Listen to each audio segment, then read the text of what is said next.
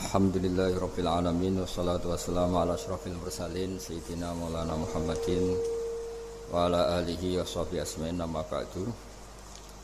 Yang saya hormati Bupati Banyuwangi Haji Fistiandani Aswar Anas, Bapak Wakil Bupati Haji Sugira, Bapak Abdul Aswar Anas, semua pegawai Pemkab Banyuwangi. Saya akan ngaji kira-kira kurang lebih seperempat jam karena saya juga punya wadifah di sini. Saya akan ngaji tentang betapa mudahnya berbuat baik dan betapa mudahnya bersosialisasi yang jadi kebutuhan sosial masyarakat. Kemudian di saat yang sama sebagai kebaikan menurut Islam.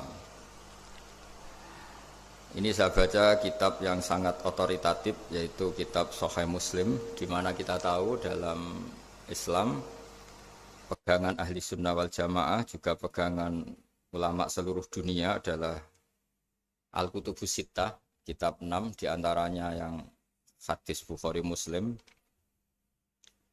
Di sini ketika Nabi ditanya tentang beberapa kebaikan, yaitu dari pertanyaan ayul a'mali afdol, amal apa yang terbaik, di antaranya Nabi menyebut sekian: iman billah, iman kepada Allah Ta'ala. Kemudian ini yang penting dilakukan semua pemimpin, oleh bupati, oleh wakil bupati, oleh seluruh pemimpin, baik struktural maupun kultural, maupun pemimpin kecil, yaitu di keluarga. Yaitu Nabi ngendikan di antara misi Islam adalah memperdekakan budak. Kemudian ada yang lagi tanya lagi, fa'illam af'al. Lalu dari sekian kebaikan yang butuh biaya itu saya tidak mampu melakukan ya Rasulullah. Kalau nyumbang masjid saya tidak mampu. Kalau berbuat bikin fasilitas umum saya tidak mampu. Ada yang sekian pertanyaan dari sahabat, kalau misalnya kebaikan yang butuh biaya kami tidak mampu, termasuk di sini disebutkan kemampuan berhaji, kemampuan zakat, kemampuan sedekah, kalau semua itu kami tidak mampu ya Rasulullah. Kata Nabi, tu'inu soni'an aw tasna'u li akhraq. Ini di Sahih Muslim di bab iman dengan judul Babu bayani kaunil iman billah afdalal a'mal. Kalau saya tidak mampu semua melakukan itu ya Rasulullah, yaitu melakukan kebaikan yang butuh biaya, kayak bangun masjid, bangun jalan, bangun fasilitas-fasilitas publik. Tu'inu soni'an aw tasna'u li akhraq. Tu'inu nulungi sira soni'an ing wong sing ahli sun'ah, ahli kreatif, atau ahli, kalau orang sekarang itu bilang dia pekerja rumahan atau production house atau apa saja. Autas nauli akhraq, atau kamu membantu orang yang tidak punya pekerjaan. Terus sahabat masih tanya, aro'aita indo'iftu an ba'dil amal.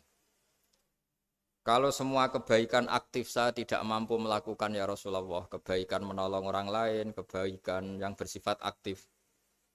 Jawabnya Nabi, dan ini pegangan saya, pegangan kita semua, panduan dari Rasulullah SAW, Nabi ngendikan, takufu syarroka anin nas, fa innaha sodakotun minka ala nafsik.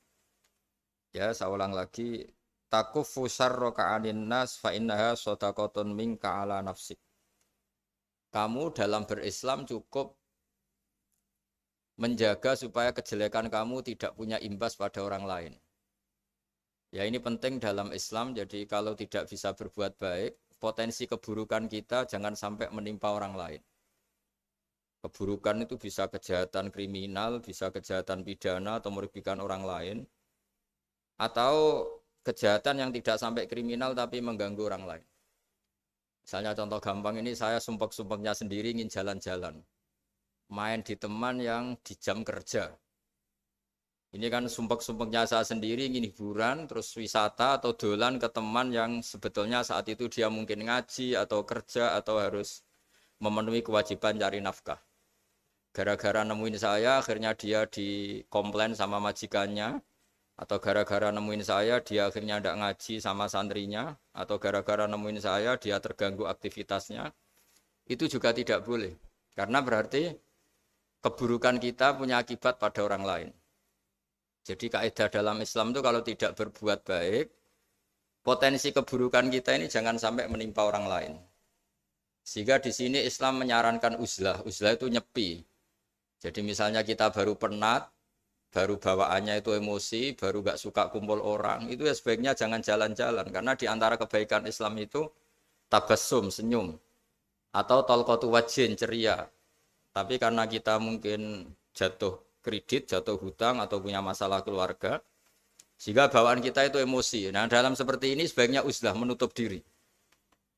Sehingga kata Rasulullah SAW dalam zaman akhir di antara kebaikan itu kamu meninggalkan manusia aktivitasnya, kemudian watadaun nas min syarrik, kamu meninggalkan manusia supaya enggak kena keburukan kamu.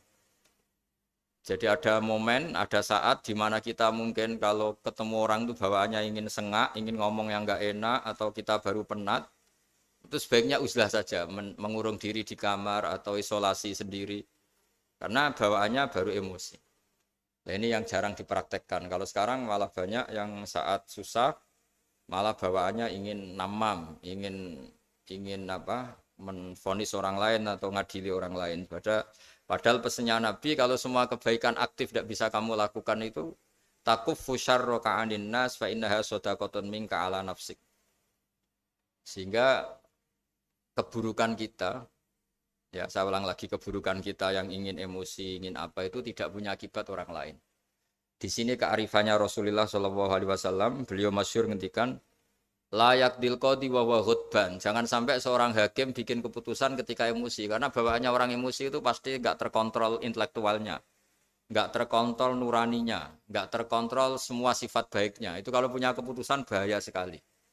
Sehingga Nabi dari awal ngendikan layak dilqodi wa ghadban. Orang yang sedang emosi tinggi jangan bikin keputusan penting.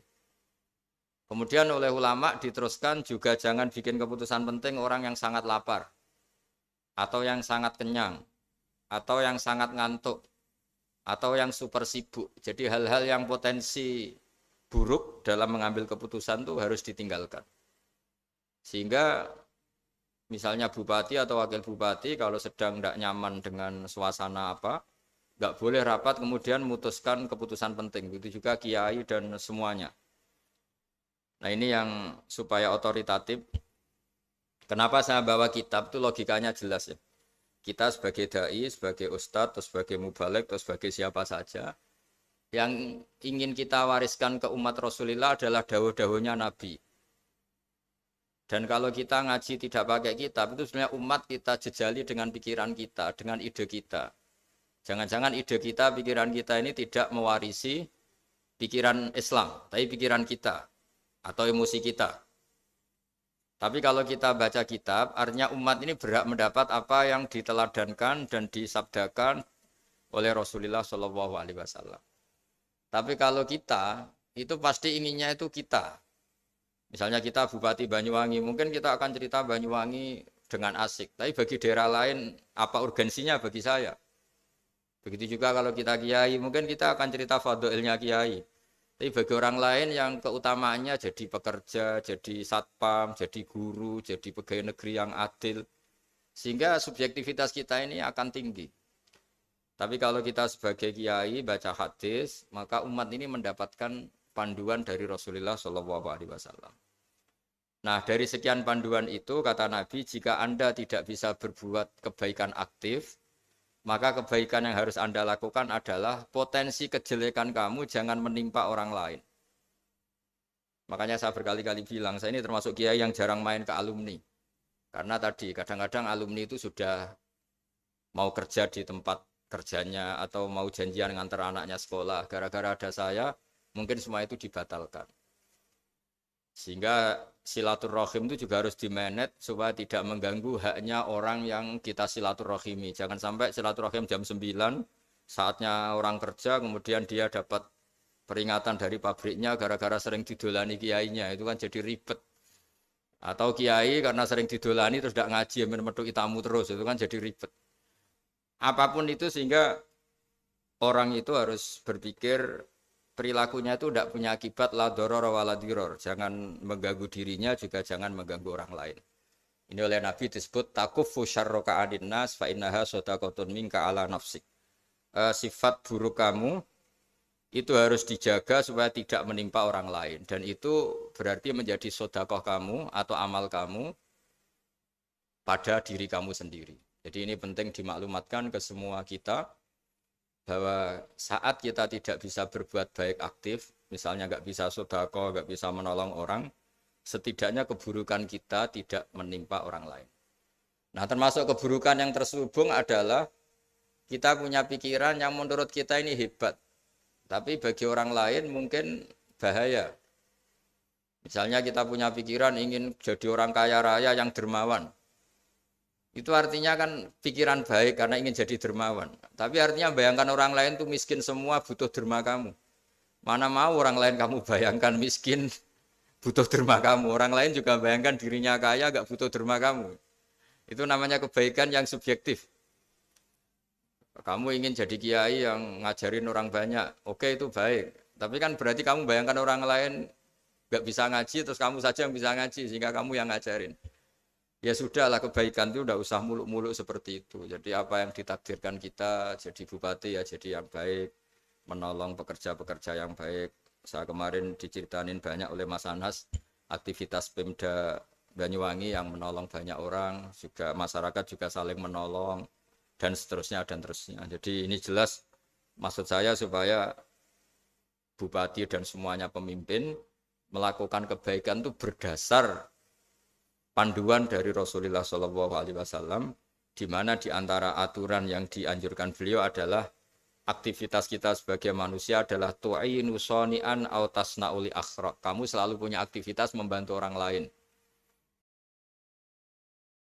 Sama semua Pemda sama wakil bupati karena saya tidak bisa lama-lama, saya punya wadifah. Tadi ini pun sudah ngurting ngaji saya karena saya harus ikut ngaji di sini. Dan mari sama-sama berdoa. Al-Fatihah. A'udzubillah Bismillahirrahmanirrahim. Rabbil alamin arrahmanir rahim maliki yaumiddin ya na'budu wa nasta'in shiratal mustaqim shiratal ladzina an'amta 'alaihim ghairil maghdubi 'alaihim waladdallin. Bismillahirrahmanirrahim. Nahmaduka ya ghafur ya syakur ya walil hamid. Wa shalli wa sallim ala sayyidina maulana Muhammad sallallahu alaihi wasallam asma'in. Allahumma ij'alna aminin mutmainin alladziina la khaufun 'alaihim wa la hum yahzanun. Waj'al mustama'ana hadha ya wa mustama'an mubarakan ya Allah ya Allah.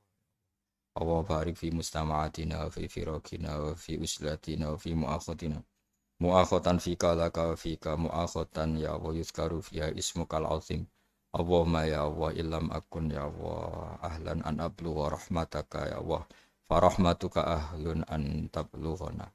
Allahumma ya Allah illam nakun ya Allah ahlan an nablugha rahmataka farahmatuka ahlun an tablughana jami'an. Rahmatuka ya wa awsa'u wa awsa' ya Allah. Allahumma ya wa maghfiratuka awsa'u min dhunubina wa rahmatuka arja indana min amalina. Allahumma ya wa maghfiratuka awsa'u min dhunubina wa rahmatuka arja indana min amalina. Allahumma ya Allah maghfiratuka awsa'u min dhunubina wa rahmatuka arja indana min amalina. Rabbana zalamna anfusana wa illam taghfir lana tarhamna lanakunanna minal khasirin. Rabbi ighfirli wa liwalidayya liman dakhala baytiya mu'mina wa lil mu'minina.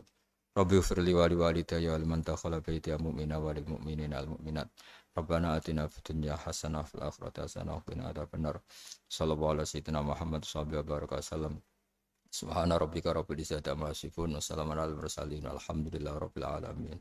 Sirrul Fatihah. Bismillahirrahmanirrahim. Alhamdulillahi rabbil alamin. Ar-Rahmanir Rahim. Maliki yaumiddin. Ya na'budu wa nasta'in ihdinas siratal mustaqim. Siratal ladzina an'amta 'alaihim ghairil maghdubi 'alaihim waladdallin. Assalamualaikum warahmatullahi wabarakatuh.